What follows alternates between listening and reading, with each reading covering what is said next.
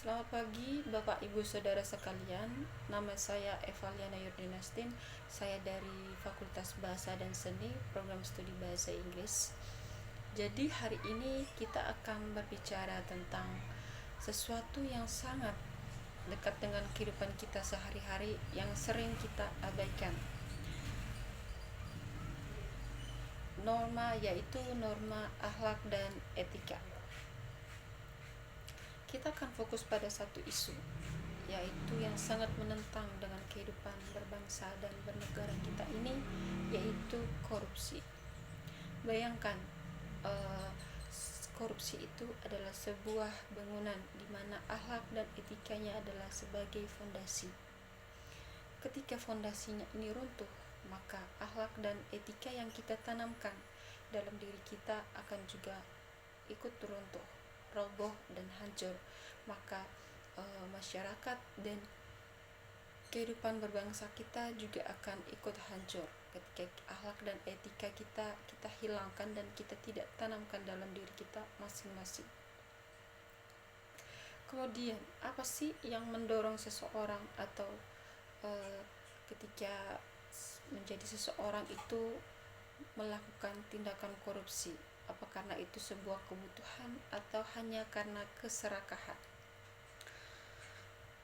Banyak orang yang berpikir korupsi hanya sebatas mengambil uang yang bukan haknya. Padahal korupsi itu jauh lebih luas berbahaya. Korupsi adalah penyalahgunaan wewenang untuk mengutamakan keuntungan pribadi atau kelompok.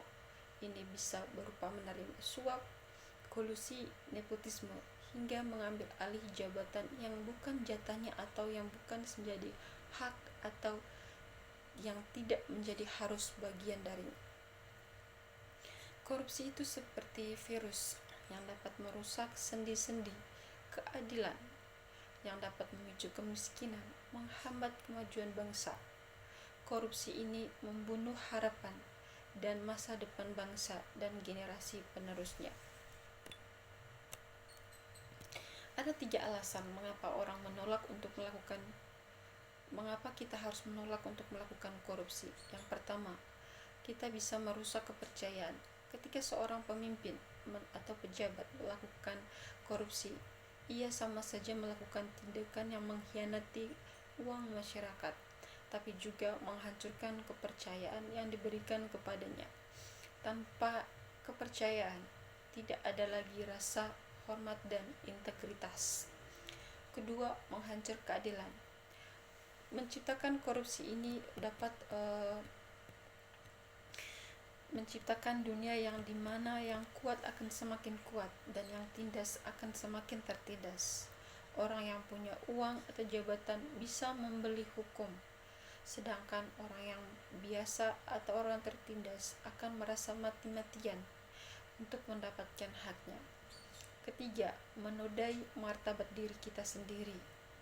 Ketika kita melakukan korupsi, kita tidak hanya merugikan orang lain, tetapi juga menghancurkan martabat dari diri kita. Kemudian kita juga dapat menodai martabat diri kita. Ketika kita melakukan korupsi, ini juga menghancurkan martabat diri kita. Kemudian juga menghancurkan menodai martabat diri kita yang menjadi orang tidak bisa dipercaya. Ini hidup dalam ketakutan dan kehilangan ketenangan batin.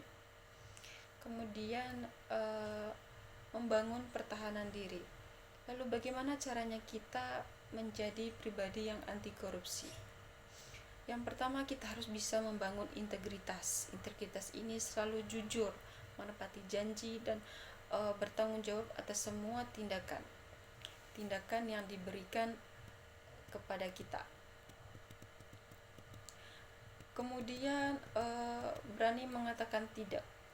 Ketika kita dihadapkan dengan tawaran atau yang tidak benar, berarti untuk menolak meskipun itu sulit.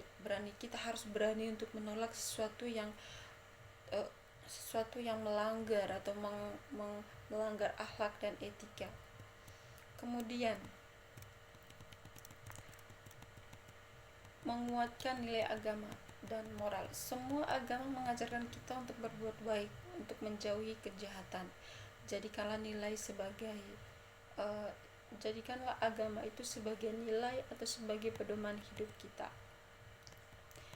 Jadi Bapak Ibu Saudara sekalian, akhlak dan etika itu sesuatu yang sangat penting dalam kehidupan kita sehari-hari. Serta kita juga harus menolak korupsi. Korupsi bukanlah tugas yang mudah, namun ini adalah tanggung jawab yang kita bersama. Korupsi ini sangat menentang nilai dan kehidupan kita sehari-hari, karena itu akan merusak kehidupan berbangsa dan bernegara kita, di mana para pejabat akan semakin menguasai kita yang tertindas akan merasa tertindas. Kita tidak bisa mengubah dunia dalam satu malam, tapi kita bisa merubah diri kita mulai dari hari ini, mulai dari sekarang. Mari kita menjadi pribadi yang berakhlak mulia, beretika, dan berintegritas. Jadilah agen perubahan, bukan bagian dari masalah. Terima kasih atas perhatiannya. Mari kita bangun Indonesia bersih, jujur, dan berintegritas. Terima kasih.